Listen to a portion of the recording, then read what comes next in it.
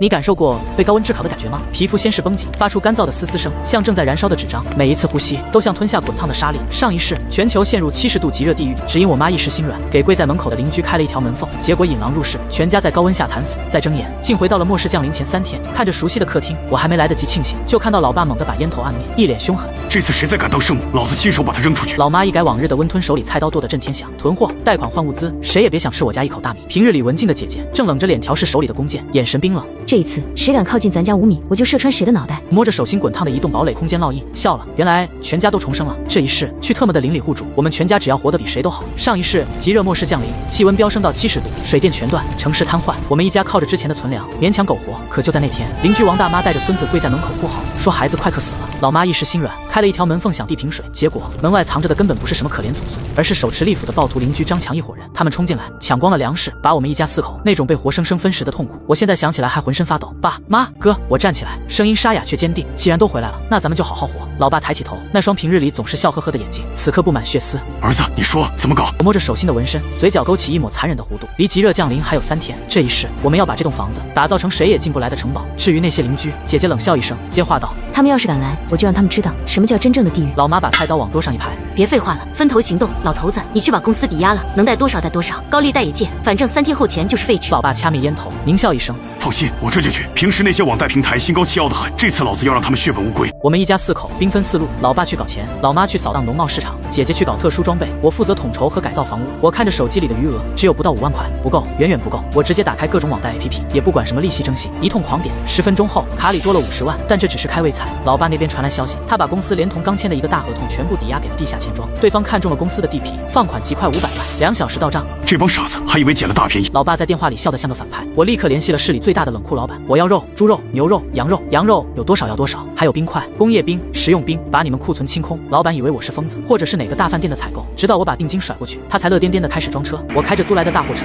直奔郊区仓库。没人知道，我的手只要触碰到货物，心念一动，东西就会凭空消失，进入我的空间。我的空间里，时间是静止的，放进去的热汤拿出来还是烫嘴的，放进去的冰块永远不会融化。一下午，我扫荡了3个大型批发市场，米面油按吨买，桶装水，直接搬空了2个水厂的库存。我还去了趟药店，借口公司发福利，把感冒药、消炎药、抗生素买的像是去进货。晚上回到家，客厅里已经堆满了老妈买回来的战利品，各种干货、腊肉、调料，堆得连下脚的地方都没有。妈，这也太多了吧！我看傻了眼。老妈正在磨刀，眼神狠厉。多末世里1包泡面能换1条人命，这才拿到哪儿？姐姐也回来了，她背着一个巨大的黑色琴盒，那是她通过特殊渠道搞来的复合弓，还有整整5箱碳素锏。这玩意儿射程100米，穿透力极强。姐姐爱惜的抚摸着弓身，张强那身肥肉挡不住一箭。就在这时，门铃响了，是楼下的王大妈。上一世就是她骗开了门。我透过猫眼看着她那张虚伪的老脸，手里还端着一盘饺子。哎呀，小林啊，我看你们家进进出出搬东西，是不是要搬家啊？这饺子是我刚包的，给你们尝尝。我打开对讲机，冷冷地回了一句滚。王大妈愣住了，随即脸色变得难看。你这孩子怎么说话呢？我好心好意。再不滚，我泼开水了。我没开玩笑，手里已经提起了刚烧开的水壶。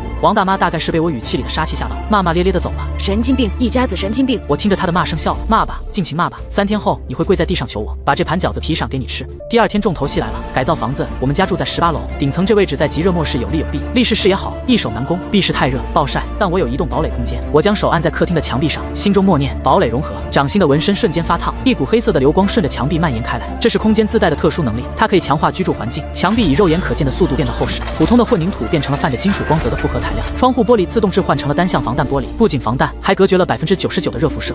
这就是儿子的金手指。老爸看得目瞪口呆，随即狂喜。好，太好了，这下连炸弹都轰不开。但这还不够，我雇了几个工人，在门口加装了一道防爆钢门，理由是最近治安不好，怕入室抢劫。工人们虽然觉得夸张，但看在双倍工钱的份上，干得热火朝天。为了掩人耳目，我特意让他们在钢门外面贴了一层普通的木纹纸，看起来和普通防盗门没两样，实际上电锯锯上1天都锯不开。我还让人在阳台通风口全部加装了金刚护栏，密不透风，全屋安装了独立的空气循环系统和恒温系统。电力方面，我在空间里存了10台大功率柴油发电机，还有数不清的柴油，甚至我还搞了一套太阳能板，铺满了楼顶天台。楼下的邻居张强上来过一次，他叼着烟子，一脸痞气地看着正在装门的工人。哟，林叔发财了，装这么好的门，防谁呢？老爸正在监工，手里拿着一根实心钢管，那是他给自己准备的武器，防畜生。老爸头都没抬，冷冷地回了一句。张强脸色一变，吐了口烟圈，老东西。西，嘴巴放干净点。上一世就是他第一个冲进来砍断了老爸的手臂，老爸握着钢管的手青筋暴起，但他忍住了。滚！老爸只有一个字。张强眯了眯眼，眼神阴毒的扫视了一圈，冷笑一声走了。等着吧，有你们求我的时候，我站在屋内，隔着还没封死的射击孔，看着张强的背影。姐姐站在我身后，手里把玩着一支箭矢，我想现在就杀了他。不急，我按住姐姐的肩膀，眼神冰冷，让他死太容易了。我要让他眼睁睁看着我们吃香喝辣，他在外面像狗一样被晒成干尸，那种绝望才配得上他上一世的所作所为。3天时间转瞬即逝，所有的准备工作全部完成，物资堆满了空间的仓库，足够我们一家4口挥霍100年。房子固若金汤，连只苍蝇都飞不进来。第3天深夜11点59分，我们一家4口坐在客厅里，没人说话，只有墙上的挂钟在滴答作响。来了，我轻声说道。窗外原本漆黑的夜空突然泛起了一层诡异的红光，紧接着一股肉眼可见的热浪像海啸一样席卷了整个城市。0点1过，世界变了，原本20多度的气温在短短10分钟内飙升到了45度，并且还在持续上升。空调外机发出了不堪重负的轰鸣声，整个小区的电网瞬间崩溃，黑暗降临，只有那诡异的红光照亮了扭曲的空气，惨叫声开始此起彼伏。很多人在睡梦中被热醒，发现家里像个蒸笼，怎么回事？停电了，热死了！这鬼天气怎么突然这么热？救命啊！我妈心脏病犯了！小区群里瞬间炸了锅，消息刷得飞快。我淡定地坐在沙发上，看着手里的平板电脑，这是连接了独立电源的监控系统，能清晰地看到楼道和外面的情况。室内温度26度，恒温正常。老妈端来了一个鸳鸯锅，红油翻滚，香气四溢。来，先吃饭，天塌下来也得吃饭。桌上摆满了极品肥牛、毛肚、虾滑，还有冰镇的可乐和啤酒。这顿饭我们吃得格外香。窗外是地狱，屋内是天堂，这种极致的反差让复仇的快感在心中蔓延。大概过了2个小时，室外温度已经突破了55度，普通人如果不做防护，在外面待10分钟就会脱水休克。楼道里传来了砸门声，有人吗？借点水喝，我家孩子受不了了。是楼下的住户，没人理会。这种时候谁家也没有多余的水。很快砸门声变成了哭喊声，然后是咒骂声。姓林的，我知道你们在家。突然一声巨响砸在我们家门上，监控显示是王大妈，她披头散发，满脸通红，手里拿着个铁锤，疯狂地砸着我家的门。开门！你们家肯定有发电机，我听见声音了。大家都是邻居，你们怎么能这么自私？快开门，让我进去吹吹空调，不然我死在你们家门口。老爸夹了一筷子牛肉蘸了蘸麻酱，放进嘴里，这肉真嫩。姐姐冷笑一声，走到门边打开了特制的传声筒。王大妈，省力气吧，越冻越热，死得越快哦。王大妈听到声音更疯狂了，小贱人，我就知道你们在，快开门，不然我让张强来砸烂你们的门。提到张强，监控画面里果然出现了他的身影，他光着膀子，浑身是汗，手里提着一把消防斧。上一世的噩梦重现了，但这一次我不怕了。张强推开王大妈，对着门缝狞笑，林家的小子识相的就把门打开，把物资交出来，老子还能饶你们一命，不然等老子进去了，男的杀女的。他的话还没说完，姐姐猛地拉开了门上的射击孔挡板，嗖，一支利箭破空而出。啊！张强一声惨叫，捂着耳朵倒在地上，那支箭直接射穿了他的左耳，定在了后面的墙上，偏了点。姐姐遗憾的撇撇嘴，下次射眼睛。门外瞬间安静了，所有人都被这突如其来的狠辣吓住了，他们没想到平日里和和气气的林家人竟然真的敢动手。滚！老爸对着传声筒吼了一声，声音如雷，门外的人作鸟兽散，连滚带爬的跑了。我们一家相视一笑，继续吃火锅，爽，太爽了。第4天凌晨3点，室外温度突破60度，监控画面里整个小区已经彻底乱了。有人把床单浸湿披在身上，冲出家门想去地下车库避暑，结果刚跑到楼梯口就晕倒了。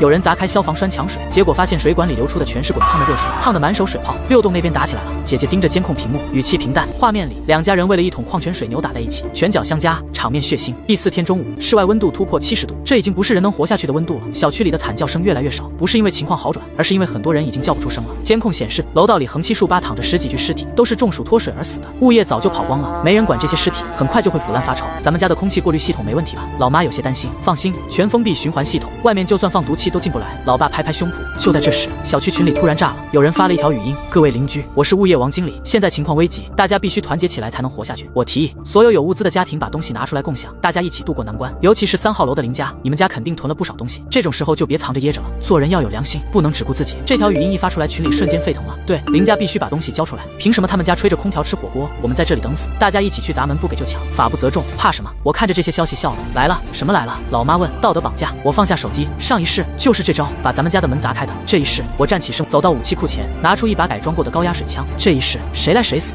下午2点，一群人出现在我家门口，足足20多个人，有男有女，有老有少，为首的正是物业王经理。他举着个喇叭，对着我家的门喊：林家的，开门！大家都是邻居，有福同享，有难同当。你们家的物资是时候拿出来了。身后的人群跟着起哄：对，交出来，不交就砸门。我们人多，怕什么？我透过监控看着这群人，眼神冰冷。上一世就是这群人冲进我家，抢走了所有东西。老爸被打成重伤，老妈被推倒在地，姐姐被。这一世我要让他们付出代价。姐，准备好了吗？早就准备好了。姐姐端起弩，瞄准门外。爸妈，你们退后。老爸老妈对视一眼，默默退到了安全区。区域。我深吸一口气，打开了传声筒。王经理，你确定要这么做？废话少说！王经理吼道，赶紧开门，不然我们就砸了。好，我笑了，那就别怪我不客气了。话音刚落，我按下了一个按钮，门外突然响起了刺耳的警报声，紧接着门框上的喷淋装置启动，10几道高压水柱喷射而出，但这不是普通的水，而是混合了辣椒水和工业酒精的特制液体啊！惨叫声瞬间响成一片，那些人被喷得满脸都是，眼睛睁不开，皮肤像火烧一样疼。我的眼睛好疼，救命啊！人群瞬间溃散，抱着脸四处乱窜。王经理也没能幸免，整张脸都肿了起来，像个猪头。监控画面里，那群人抱头鼠窜，狼狈不堪。老爸拍了拍我的肩膀，干得好，姐姐放下弩伸了个懒腰。这才刚开始呢。我看着监控画面，眼神冰冷。上一世的仇，这一世要加倍奉还。但就在这时，监控画面的角落里出现了几个陌生的身影，他们穿着统一的黑色作战服，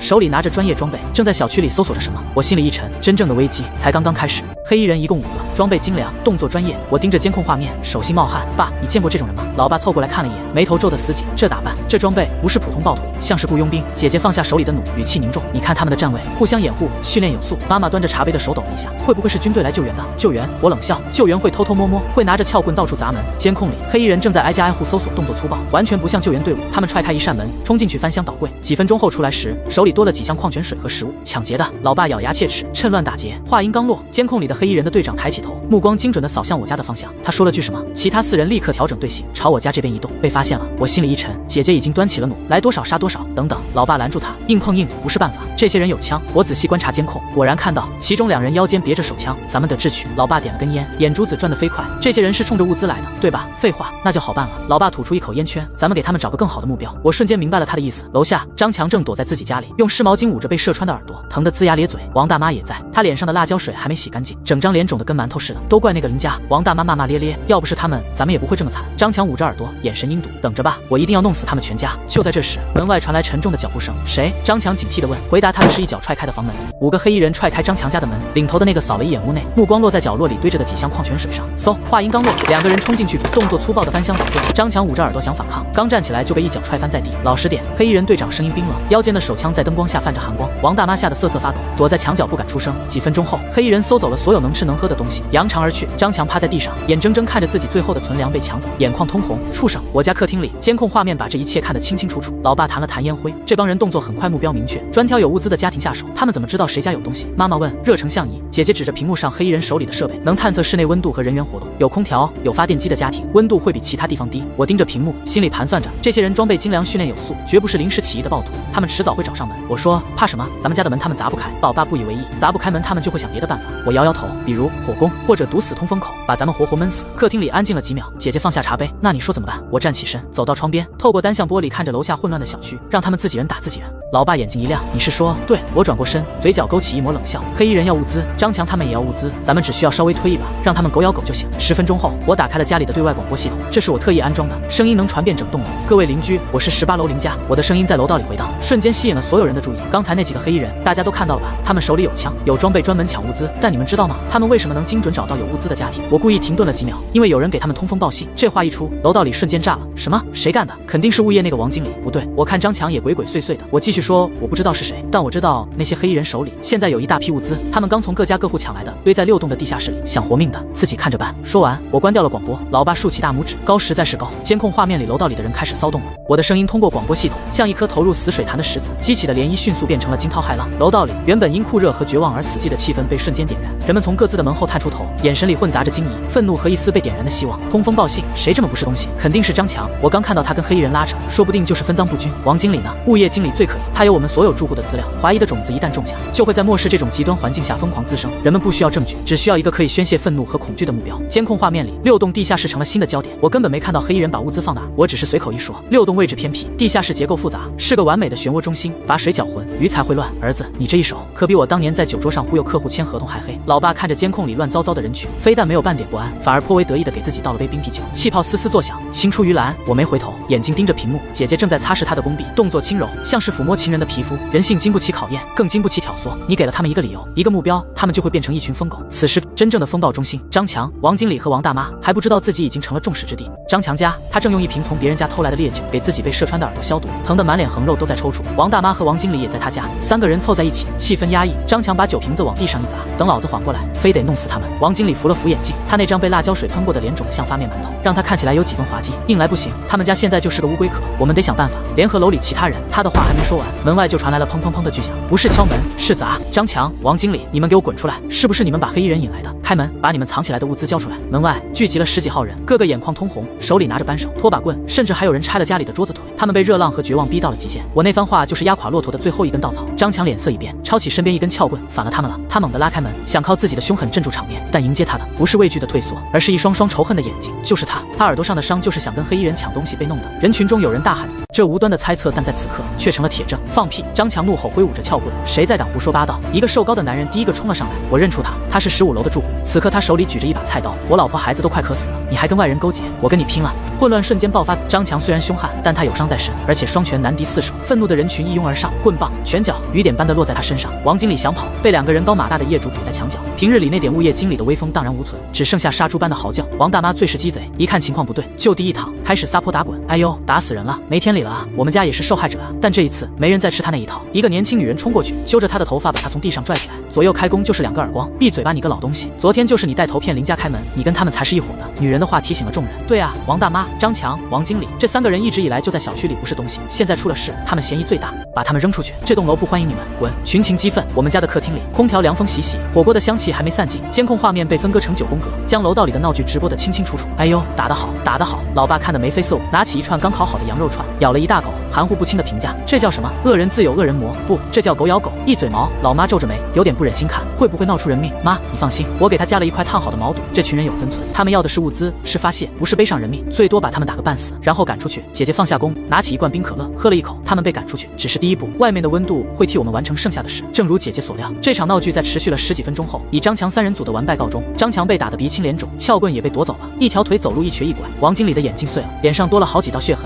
像个丧家之犬。王大妈最惨，头发被薅掉了一大把，衣服也被撕破了，躺在地上哼哼唧唧，再也装不下去。从今天起，你们3个不准再进这栋楼。15楼的男人用桌子腿指着他们，代表所有人下了最后通牒，谁要是敢放他们进来，就是我们所有人的敌人。人群自动分开一条路，通往楼道大门。楼内虽然热，但相比于太阳底下的暴晒来说，简直是天堂。那扇门外是超过65度的红色地狱。张强怨毒地看了一眼人群，又抬头死死盯住我家18楼的方向。他知道这一切的始作俑者是我，然后他被2个人架着，一瘸一拐地拖了出去。王经理和王大妈也被毫不留情地推搡着，赶出了他们曾经的家门。砰的一声在他们身后关上。楼道里的人群并没有散去，他们开始商量着下一步。现在怎么办？去6栋地下室看看，万一邻家小子说的是假的呢？万一是真的呢？不去，难道在这里等死？最终，求生的欲望压倒了一切。一大群人下到连通着众楼栋的地下车库，浩浩荡荡地朝着6栋的方向去。我关掉了对外广播系统，客厅里恢复了安静。好了，第一批苍蝇清理干净了，我伸了个懒腰，现在轮到那几只穿着黑衣服的大苍蝇了。老爸喝完最后一口啤酒，打了个嗝。儿子，下一步呢？给老爸交个底。我走到窗边，看着楼下那些在热浪中扭曲挣扎的身影，他们正朝着我虚构出来的宝藏前进。爸，你说，一个空空如也的宝库，会不会比一个吃人的陷阱更让人绝望？我的嘴角勾起一个冰冷的弧度。被驱逐出3栋的张强、王经理和王大妈，像是3条被扔进沙漠的鱼，空气粘稠的如同滚烫的糖浆，每一次呼吸都带着玻璃碴子刮过喉咙的痛感。地面被太阳炙烤的足以煎熟鸡蛋，他们每走一步，鞋底都发出滋啦的声响，仿佛随时会融化在沥青里。水，我的孙子要喝水。王大妈浑浊的眼睛里已经出现了幻觉，嘴唇干裂的像龟裂的土地。她胡乱的在空气中抓挠着，没走几步就双腿一软，瘫倒在地。她伸出枯柴般的手，本能的抓向离她最近的王经理的裤腿。王经理正烦躁的扯着衣领，被她抓住后，厌恶感瞬间冲昏了头脑。他一脚踹在王大妈的肩膀上，将她踢得翻了个身。滚开，你个老不死的！要不是你到处煽风点火，我们怎么会落到这个地步？张强冷眼看着王经理对那个已经半死不活的老太婆拳打脚踢，眼神阴沉的能滴出水来。他的脑子里只有一个念头：报仇。就在王经理还在咒骂，王大妈只剩下微弱呻吟的时候，一个声音再次从3号楼的方向飘来，是我。我算准了他们还没走远，也算准了他们此刻的心理状态。我再次打开了对外广播，但这一次我把功率调到了最小，声音压得很低，确保只有楼下附近的一小片区域能听到。黑衣人走得太匆忙，6栋地下室发电机后面好像还有几箱东西没来得及搬走，可惜了。我的声音断断续续，充满了不小心泄露的意味。这几句话对于濒死的3人来说，不亚于天籁。王经理的咒骂戛然而止，就连奄奄一息的王大妈也停止了呻吟，耳朵微微动了动。而张强那双被仇恨和痛苦占据的眼睛里，瞬间迸发出了一丝金光，他扶着墙，忍着剧痛挣扎着站了起来。发电机后面，王经理眼睛猛地亮了，他说的是真的，那帮人抢东西的时候确实很急，肯定有漏网之鱼。张强也停下脚步，他虽然不信我会有这么好心，但在生死关头，哪怕只有1/1000的可能，也值得去赌。只有王大妈躺在地上，有气无力的哼哼，骗人的，肯定是那个小畜生骗我们。闭嘴！张强回头一脚踹在王大妈肚子上，你想死就死在这儿，别他妈拖累我们。他一把拽起王经理，走去6栋。求生的欲望战胜了一切，王经理连滚带爬的跟上，王大妈在地上躺了几秒，最终还是挣扎着爬了起来，踉踉跄跄的跟在两人身后。他知道离开他们，自己只有死路一条。从3号楼到6号楼，平时不过3-5分钟的路程，此刻却漫长的如同一个世纪。沿途，他们看到了好几具倒闭在路边的尸体，皮肤被晒成诡异的紫黑色，身体因为脱水而极度扭曲。王大妈吓得尖叫，却被张强狠狠扇了一个耳光。叫什么叫？再叫就把你扔这儿喂苍蝇！终于，他们连滚带爬的摸到了6栋的地下室入口，一股混合着霉味和热气的风从里面吹出，让他们稍微喘了口气。地下室里漆黑一片，伸手不见五指。手机，用手机照。王经理哆哆嗦嗦的掏出手机，打开手电筒，光柱在黑暗中晃动，照出了一个巨大的地下空间。这里比外面凉快不了多少，空气更加污浊。他们一眼就看到了角落里那台巨大的、早已废弃的柴油发电机。快过去看看！三人像是打了鸡血冲了过去，张强不顾腿上的伤，第一个挤到发电机后面，用手激光四处扫射，空空如也，除了厚厚的灰尘和蜘蛛网，什么都没有，没有，什么都没有。王经理的声音带着哭腔，他绕着发电机找了一圈又一圈，把手伸进每一个缝隙，最后绝望地瘫坐在地，被耍了。张强的胸口剧烈起伏，愤怒和被愚弄的羞辱感让他几乎要爆炸。他猛地回头，一拳砸在冰冷的金属发电机上，发出哐的一声巨响。凌晨，他的怒吼在空旷的地下室里回荡，充满了不甘和怨毒。王大妈也彻底崩溃了，一屁股坐在地上，嚎啕大哭起来。而这一切都被我安装在地下室通风管道里的一个微型摄像头清晰地传回了我家的平板电脑上。啧啧，真可怜。老爸一边啃着冰西瓜，一边摇头晃脑，这心理落差一般人可受不了，这叫希望破灭后的2次打击。姐姐言简意赅地总结，她正在给剑矢上弦，为可能发生的战斗做准备。就在这时，监控画面里，地下室的入口处出现了几个新的身影，是之前去寻宝的那些邻居，他们显然也一无所获，一个个垂头丧气，满脸失望。当他们看到张强三人时，脸上的失望立刻变成了愤怒。是你们把东西藏哪儿了？我就说他们是来探路的，肯定是被他们捷足先登了。新的冲突一触即发，张强此刻正在气头上，看到这群把他赶出来的仇人，更是怒火中烧。他抄起地上一根废弃的铁管，像一头被激怒的野兽冲了上去。都他妈给老子滚！地下室里瞬间乱成一团，手电筒的光柱疯狂晃动，惨叫声、咒骂声、击打声混成一片。这是一场为了根本不存在的物资而爆发的混战。混乱中，张强凭着一股狠劲，硬生生打翻了2个人，抢到了一瓶不知是谁掉落的矿泉水。王经理则趁乱躲在后面，捡到了一包被踩烂的饼干。他们2个，一个有蛮力，一个有小聪明，在混战中勉强捞到了一点好处。而王大妈年老力衰，又是个女人，在这种纯粹的力量对抗中是绝对的弱者。她被人推倒在地，踩了好几脚，别说抢东西了，连自保都困难。等混战稍微平息，张强和王经理已经带着他们抢来的战利品从另一个出口溜之大吉，根本没管他的死活。地下室里只剩下王大妈和几个同样一无所获、被打得鼻青脸肿的邻居。他躺在冰冷肮脏的地面上，小腹被踹得生疼，浑身上下没有一处不痛。更让他绝望的是，他没有水，没有食物，被所有人抛弃了。外面是能杀人的高温，这里是充满敌意的同类，他已经走投无路了。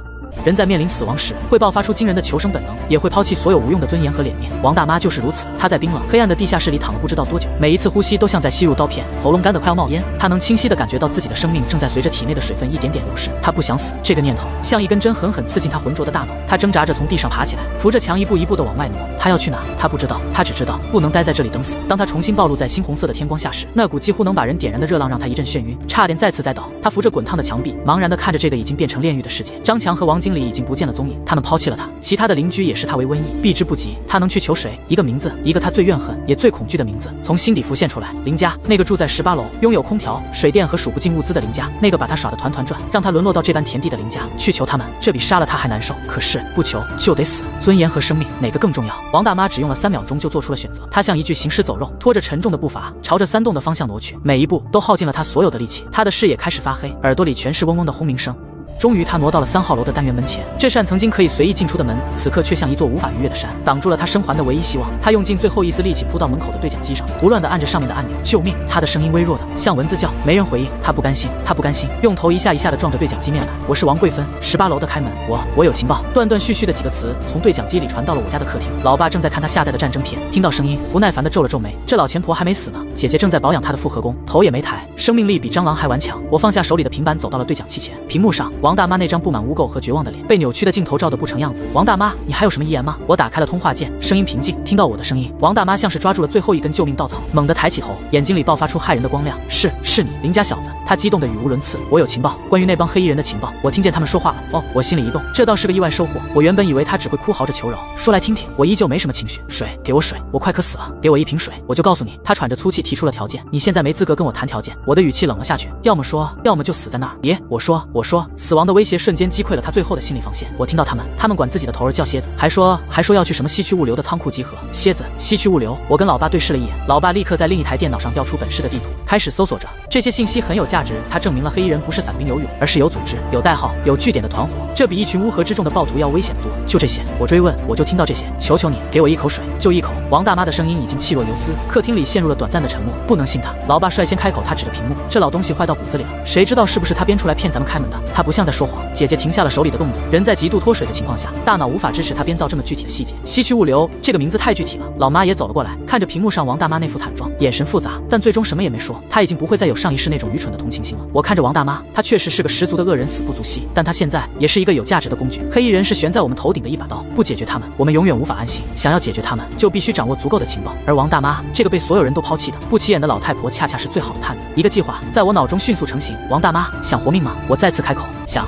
她点头如捣蒜。很好，我笑了。我可以给你水和食物，但不是白给。我走到阳台，从空间里取出一个小竹篮，用绳子系好，里面放了一瓶500毫升的矿泉水和2片面包。我要你替我做事。我将篮子从18楼的阳台缓缓放下，它在空中摇摇晃晃，最终停在了王大妈面前。王大妈看着篮子里的水和面包，眼睛都直了。她颤抖着伸出手，一把抱住那瓶水，疯了似的拧开盖子，咕咚咕咚地灌了下去。半瓶水下肚，她才缓过劲来，剧烈地咳嗽着。从现在起，你的命是我的。我的声音通过对讲机清晰地传到她耳朵里。我会定时给你吃的喝的，保证你死不了。而你的任务就是去接近蝎子那伙人，搞清楚他们的一切。他们有多少人，有什么武器，除了西区物流，还有没有别的据点？他们的目标是什么？把这些都弄清楚，告诉我，做好了你就能活。要是敢耍花样或者暴露了，我顿了顿，语气森然，我会让你体验一下什么叫真正的生不如死。王大妈抱着那瓶水，一边啃着面包，一边不住地点头。她的眼神里有劫后余生的庆幸，有对我的恐惧，还有一丝不易察觉的狡黠。她活下来了，靠着出卖情报，她从我这个最大的仇人手里换来了活下去的机会。我看着监控画面里她狼吞虎咽的样子，面无表情。我知道这老太婆绝对不会真心替我办事。她今天能出卖黑衣人，明天就能出卖我，但没关系，鱼儿已经撒下，鱼也已经上钩。至于这条鱼是真心合作，还是想反咬一口，主动权始终在我手里。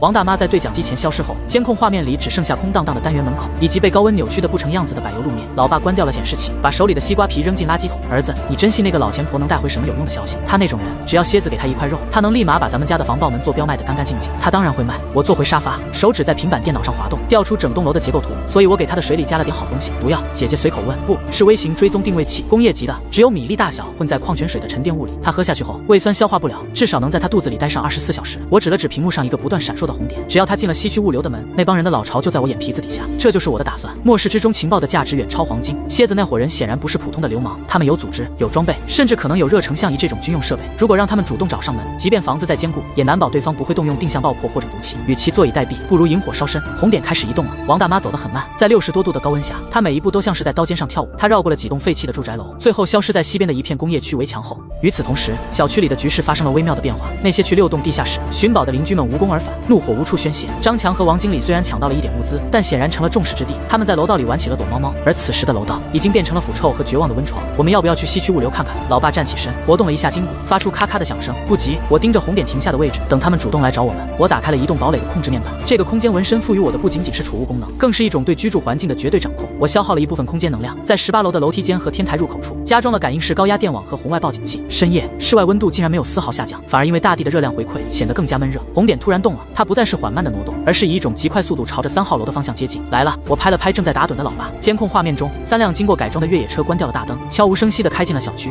车身上焊接了厚重的钢板，排气管发出低沉的轰鸣。车门打开，5个穿着黑色作战服的男人跳了下来，领头的是一个身材魁梧，脸上有一道从眉骨划到下巴的刀疤，手里拎着一把黑色的折叠弩，腰间别着短粗的火器，那就是蝎子。而在他们身后，王大妈像个哈巴狗一样跟在后面，手里竟然还抓着半块没吃完的压缩饼干，满脸谄媚地指着18楼的方向，就是那儿。蝎子哥，他们家有发电机，还有用不完的水。王大妈的声音在寂静的夜里显得格外刺耳。蝎子抬头看了一眼18楼，冷笑一声，做了个手势，5个人呈战术队形，迅速钻进了单元门。姐，准备好了吗？我看向阳台，姐姐已经带上了夜视仪，手里那把特制的复合弓已经拉满，她所在的方位正好可以俯瞰整个楼道入口的死角，随时可以送他们上路。姐姐的声音冷得没有一丝温度。我关闭了家里所有的灯光，只留下监控屏幕的一点微光。爸，你去守住后门天台。妈，你去安全屋待着。放屁，老子这把钢管早就饥渴难耐了。老爸拎着那根实心钢管守在防爆门后。监控里，蝎子一行人的动作非常专业，他们顺着楼梯快速攀爬，到了10楼时，王大妈已经累得瘫在地上，像条死狗一样喘气。废话真多，带路。蝎子一脚踢开王大妈，示意手下继续往上。当他们到达18楼楼梯口时，第一个黑衣人刚踏入，感应区刺耳的警报声瞬间炸响，滋啦，一股蓝色的电弧在黑暗中闪烁。走在最前面的黑衣人发出一声惨叫，整个人被高压电击的剧烈抽搐，重重地撞在墙上。有陷阱！蝎子反应极快，一个翻滚躲到了拐角处。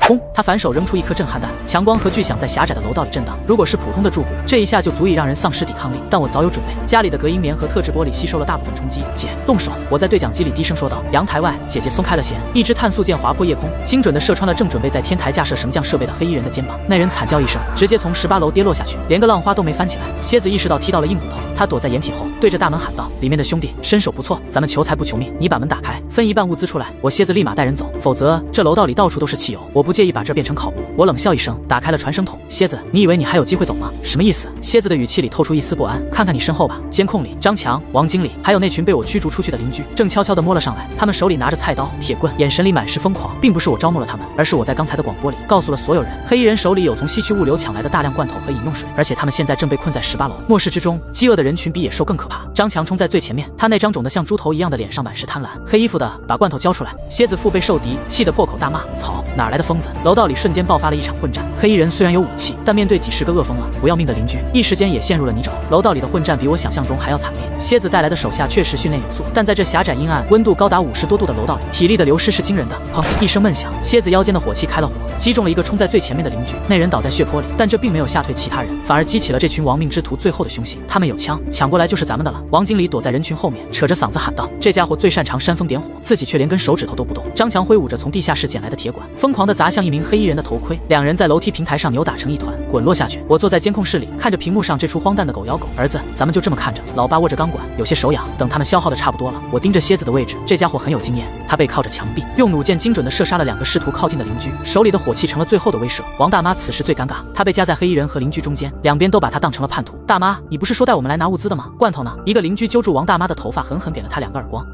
在屋里，都在姓林的屋里。王大妈哭爹喊娘，指着我家的防爆门。蝎子也看出来，不解决掉18楼的主人，他今天不仅拿不到东西，可能连命都要交代在这儿。他从战术背心里掏出一个黑色的方块，那是定向爆破炸药，都给老子滚开！蝎子怒吼一声，震慑住了周围的邻居。他飞快地冲向我家的防爆门，想把炸药贴在门锁上。想得美！我按下了控制面板上的另一个按钮，防爆门上方的一个隐蔽射击孔瞬间打开，一股浓稠的带着刺鼻气味的液体喷射而出，是工业润滑油混杂着高浓度的酒精。蝎子脚下一滑，整个人摔了个狗吃屎。紧接着，一张带电的钢丝网从天而降，将他死死罩住。滋！蝎子发出一阵凄厉的惨叫，浑身冒起白烟，手里的炸药掉落在地。大哥，剩下的2个黑衣人见状想冲上来救人，却被姐姐从阳台射出的冷箭直接钉穿了脚掌。楼道里的邻居们见蝎子倒了，一窝蜂的冲上去，他们关心的不是黑衣人的死活，而是他们身上的背包。张强最先抢到一个背包，打开一看，里面全是整齐的压缩饼干和运动饮料。发财了，真的是物资！他兴奋的狂叫，但他的兴奋只持续了3秒。王经理带着几个人扑了上去，见者有份。张强，你想独吞？原本一致对外的邻居们，为了这几个背包，再次陷入了内斗。他们在狭窄的楼道里撕咬、抓挠，人性最后的底线在高温和饥饿面前彻底崩塌。王大妈趁乱想往楼下溜，却被张强一把拽住。老东西，刚才就是你骗我们，说物资在屋里，害得老子差点被电死。张强眼里满是血丝，他把王大妈拖到楼梯护栏边。不，强子，我是你大妈呀！去你妈的大妈！张强猛地一推，王大妈发出一声惊恐的尖叫，从楼梯间的空隙直直地摔了下去。沉闷的撞击声从底部传来，再也没有了声音。我冷冷地看着这一幕，心里没有一丝波动。上一世他就是这样看着我们全家被暴徒分尸的，这一世他死在自己最信任的邻居手里，也算是因果报应，该收场了。我打开了家里的排风系统，将一种强效的催泪瓦斯顺着通风口灌入了楼道，白色的烟雾迅速弥漫。可，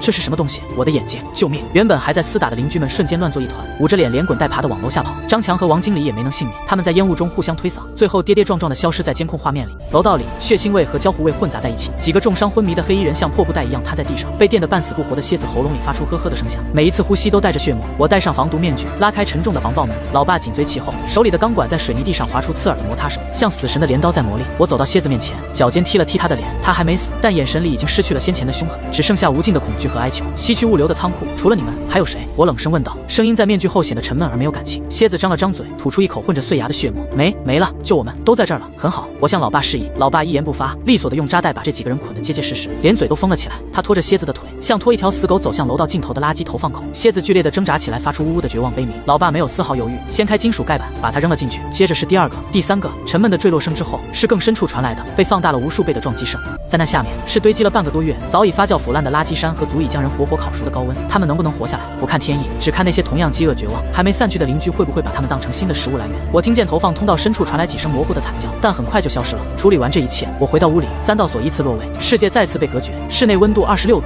空气净化系统发出微不可闻的嗡鸣。结束了，老妈平静地问问，顺手递给我一条干净毛巾。都结束了，我接过绿豆汤，一口气喝光，沁凉的感觉冲淡了那股挥之不去的血腥味。极热末世的第7天，室外温度已经达到了惊人的75度。这种温度下，一切生命存在的迹象都被抹去，柏油路面像融化的强力胶，只要在上面走路就会被粘住。无论是人的鞋子，还是求生的老鼠，小区里死寂一片。监控画面里，那些曾经聚众闹事的邻居们，大部分已经变成了楼道里花坛边一具具发黑的干尸，剩下几个活着的，也只是躲在没有阳光的角落里，像被抽干了水分的柴薪，等待着最后一点火星的熄灭。但没想到的是，王经理和张强竟然还活着。